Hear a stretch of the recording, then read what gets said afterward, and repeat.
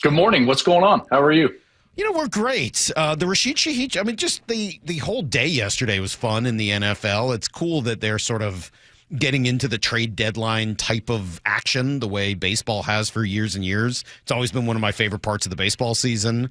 And adding it now to the NFL season in a much more significant way, I just think it's a really cool, fun part of the football season. What'd you make of yesterday? Yeah, and in particular because we don't have a runaway team, So I think there are a lot of teams that feel like, hey, maybe we're a piece away from making a run and potentially being in a position to win our conference and play for a Super Bowl.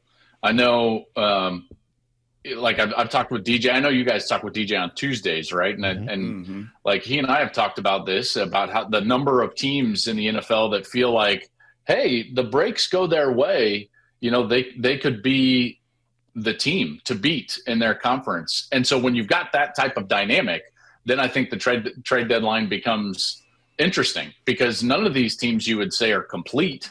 Maybe Seattle is as close to that as possible. I know that I would love for them to run the football a little bit better, but I mean, at this point we're splitting hairs. Denver has problems, but they're a good team. Indy, same thing, and obviously on the NFC side, just for what the Seahawks will face, these teams that we thought were going to be great, haven't panned out. Like Green Bay losing to Cleveland and Carolina, like what? Where did that come from? Mm-hmm. Don't know what your schedule is, Joel, when you get home Saturday night. I know you love your kids and your wife and your family. So do you get a chance on Sundays to watch a little football? And if so, the Sunday night game was obviously Seattle and Washington this last weekend. You get a chance to dig into much of that, or is Sunday kind of a rest day? No, I Sunday night in particular, during the day, we generally, my youngest son plays fall baseball, so we're always sitting out at games, and I've got my iPad up watching film of college teams. But Sunday night's always kind of our football night in the house, which is fun. My middle guy and I, his name is Sam, and he and I are in this father-son fantasy football league. And guys, I'm a total not like I've never played fantasy football. Well, we drafted Jaden Daniels, so we were locked in. And unfortunately for us, it did not go our way with Jaden Daniels needing some points in that game. We should have tried to have a swap for Sam Darnold. How good was Sam on Sunday night? Sheesh. I mean, the efficiency was off the charts. It's like Phil Simms in the Super Bowl against the Broncos in '88. It's like wild, man. He is at one point. Didn't he complete his first 12 or 11 at one point? It was just 17. Was it 17? Yes. Yeah, it was 17. The ball didn't hit the ground until the third quarter. Yeah. And they weren't cheapies. They weren't bubble. And he didn't even have Mark Bavaro to throw the ball to, or Phil McConkey, or Lionel Manuel, or anybody else Phil Simms had. So good pull, Salk. Look at that. Thank you. But Sam, you're right. I mean, just unbelievable. The efficiency, the accuracy. Brock keeps bringing up how few sacks he's taken this year, and obviously he shares that stat with the offensive line. But what does it tell you what is it, Brock? 9 sacks in 8 games? Yeah. What does 9 sacks in 8 games tell you about the way he's playing quarterback? Complete control of the system, processing information, incredibly quick. He's on platform, and he knows what he's looking at, and he knows where the football needs to go, and in the timing to do so, and that he has guys that can win and create spacing on time. And I think that's the one part of the equation. Everyone looks at the O-line when it's sack numbers. Then, more sophisticated people also look at, the quarterback and his responsibility within pass protection. But very few people actually think about or talk about what's the picture being provided to the quarterback, and are those wide receivers providing that picture, winning and creating space on time? And I think that can be at times the more difficult part.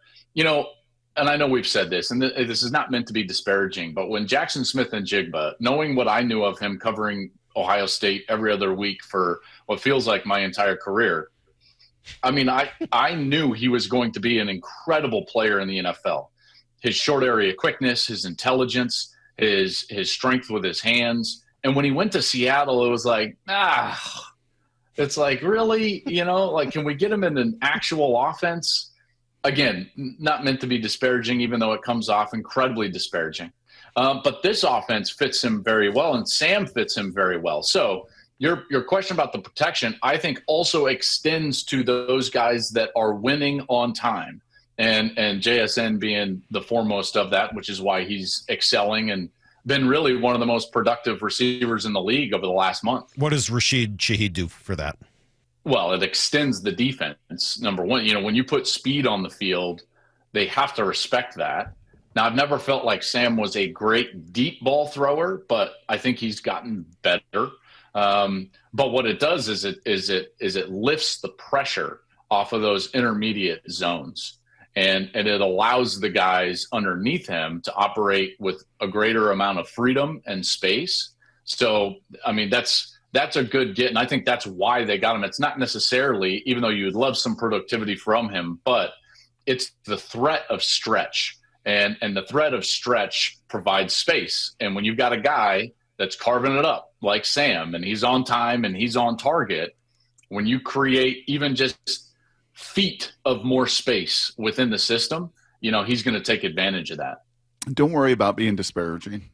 Salk, do you remember JSN at the Super Bowl asked about his offensive coordinator after year one with Shane Waldron? Yeah, good luck, he said to the people in Chicago. I don't know if you remember that, Joel, but he was – wait, is this thing on? No, but he basically asked afterwards. Yeah. Oh, yeah. It was like, is this live? Oh, this is live? Oh, good luck. Oh, this is we can't edit this out. No, it's too late. It was a little rough. Hey, we spent a lot of time with DJ yesterday, most of the segment talking Sam and JSN and this offense. I want to flip it on the other side because you've been enamored with Macdonald and kept relationship with him through the years. So when you watch that Seahawks defense Sunday night, just absolutely swallow 4 sacks of Jaden Daniels, ultimately knocked him out of the game, just made that group pretty pedestrian. What did you see, even with backups playing still for Seattle on the back end? What did you see out of Macdonald's Seahawks defense here in 2025?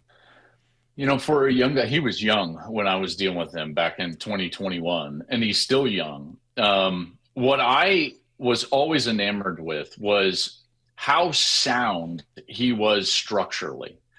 He never, I don't want to say never. I mean, it's like marriage and football. You never say never or always. And yet there was never a moment where I felt like, oh, he's putting himself at risk. So the structure and the way that even when he was attacking different structures on offense, I always felt like he did as good of a job as any of maintaining kind of the risk reward profile to be in his favor. It's hard to describe the specifics of that, but it has to do with rotation, specific matchups. And then the other thing, and he and I used to talk about this a lot, he was really good at attacking specific passing protection structures. And Brock, as you know, offensive coaches can get locked into certain protections or they've got big tells, center sliding away from the back, how do they do it when they flip the back, so on and so forth.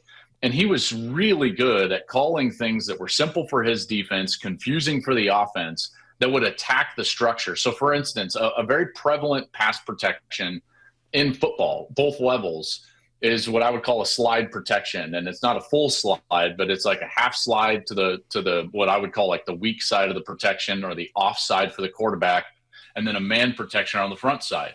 And he would do a really good job of providing structures that would unlock where the slide is happening, and then he would simply overload one side with a 4-man side. And yet he would do that with rotation, not always in zone pressure, but with rotation that wouldn't skew the risk reward profile of the defense. That's what I always thought about Mike. He's a really smart guy. And the other thing that I always really enjoyed is he was humble enough to take feedback and also listen to his coaches. So he would be very blunt about like, well, I don't know this very well. And, this is a guy on our staff that does. And so he's been able to design that. And that trait, when I first learned it back in 21, I knew right away, like at some point he's going to be a very good head coach, because he's not a guy that sit there and has to know all the answers. But because of that mentality, he certainly has a lot of the answers. In talking about this team, we've talked a lot about balance, and Mike's word is complementary. Brock's used the word alignment. One of the things that I found really interesting, and we were talking about it with DJ yesterday, is this sort of idea of playing with the safety, that trying to get teams out of the too high safety look that has come in the last few years to wreck the big passing games with Patrick Mahomes and some of those guys, and then using these big players, big personnel to take them out of it and saying, hey, we're going to be able to run the ball on you if you want to keep that other safety way back there. And then when they say, okay, well, then we're going to bring the safety up, then using the ability to throw the ball out of those same formations. Where do you think this goes? It's sort of for me, just a fascinating cat and mouse game in the NFL right now of trying to find ways to run and throw effectively. Yeah, I mean, that's always, everything is a cycle. And, offenses tend to be copycat. And so they'll see things that are working. And then the defense has to adjust. A few years ago, like Seattle made post safety all the rage. And everyone played cover 3, post safety means single safety. Everyone did it, and then there'll be a defense that comes along and it's like, oh man, the man coverage, it takes away the RPOs and does this. And so then everyone kind of moves. And so it's always cyclical. And in football, as in life, there is nothing new under the sun, and so it is the coaches and the systems that have balance, and I'm not just talking about run-pass balance, but have the balance from a structure standpoint to attack whatever the weakness is on any given defense. And those are the ones that have success at each level. And then the complementary side of this, and this is not as much, in the structure of safeties and everything, but, Mike learned that from Jim at Michigan, and maybe John as well at Baltimore, but specifically Jim at Michigan. Nobody played better complementary football than Michigan. They, Jim, hey, we just gonna grind the meat, and Joel, we just gotta block tackle. That's what we got to do. We got, we just strain. We got to strain. Got to screen them, and we got to get off blocks. And but it was kind of the beauty of the simplicity of it, right? And the field position battle and how that would go. And Mike and then Jesse Minter would always talk about calling defense like playing poker. The best poker players fold 65-70% of their hands. And so the best defensive play callers play safe structures 65, 70% of the time. And then it's not every single series, but there are going to be moments when the game allows you or your hand allows you to get aggressive. And you understand that a 3 and out at that moment, a stop at that moment is really going to hurt the opposition. Versus just trying to, everyone's like, well, they got to get a stop. Yes, you obviously want to get stops, but there are moments when those stops are more impactful. You go down and you put together a long score on the offensive side, and then you come out, maybe it's the third quarter, maybe it's a possession game, and then all of a sudden it's like, hey, a 3 and out here puts them in a bind because their defense is tired and so on. And we used to have those conversations, which I really appreciated. I'll give you a quick stat. And then, Salk, I know, I'm sorry I'm long-winded. This is great. No, by the way, Joel, that's awesome. And I'm actually stop apologizing to me and Salk. Apologize to Maura. She's got to try to cut she's your interviews. to cut this up later. So just say sorry, Maura. Sorry, Maura. But no, I think I'm all in on this conversation. I think that's a fascinating look at it. Yep. Let me give you an example at the college level with two teams that, everyone knows of, but you're like, well, what's going on with these two teams? Tennessee and Ohio State. Okay, both in the top 25. Tennessee loses a game to OU last week at home, a place that they don't generally lose unless it's Georgia. And you look up and you're like, it's a 16-10 ball game at half, and Tennessee was winning the yards battle 256-94. And you're like, well, how does that happen? Well, let me tell you how it happens. It happens because Tennessee has an inability to play complementary football. They go fast tempo, up tempo. They're snapping the football as fast as they can. They make one mistake, and all of a sudden it's a sack fumble, and it goes the other way. Meanwhile, OU's offense hasn't done anything. But Tennessee doesn't protect themselves with the way that they play offensive football.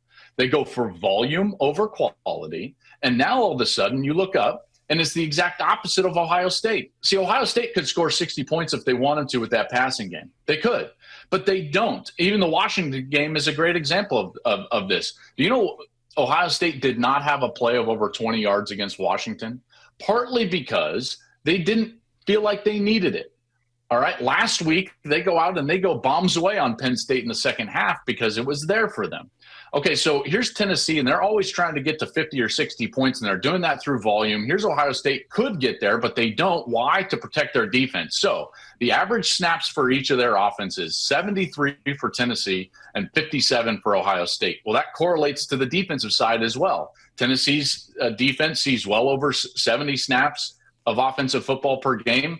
Ohio State sees well under 60 snaps of offensive football per game. If you average that over a 12-game period, here's what you find is that Tennessee's defense is going to see 195 more snaps of football than Ohio State is. Well, you tell me which defense is going to be more rested and more effective. Mm-hmm. So when you think of complementary football, think of it in that equation. In game, where do you push your chips in the middle of the table to give them the most opportunity to have impact within that game? And then over the course of a season, how are you making sure that the best parts of your team are fresh, efficient, and ready to play their best? So that almost makes the next question moot, because I know exactly what you're going to say. You've kind of already said it, but I'll ask you just for the sake of it, because I said I would, and I asked Brock earlier. Would you rather be, as the Seahawks are, 5th in the league in scoring offense, 5th in the league in scoring defense, or an absolutely dominant number one in one of those categories, but it comes at the at the expense of the other, where you're 12th or 15th or something like that?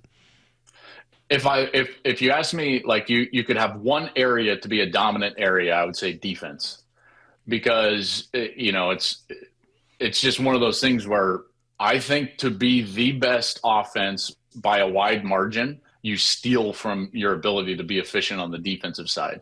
In a perfect world, you're exactly what the Seahawks are, or what Indiana is right now in the college game, which is top 5 in both. Because then the opposition is looking there and they're like, okay, we got to attack weaknesses today. Where's the weak link in the chain? And you're like, well, there isn't one. Why? Because they all work in tandem together. So if you told me I had to be dominant at something, it would be defense, but I would much rather be top 5 in both. Or like between 6 and 4, right in there in both categories.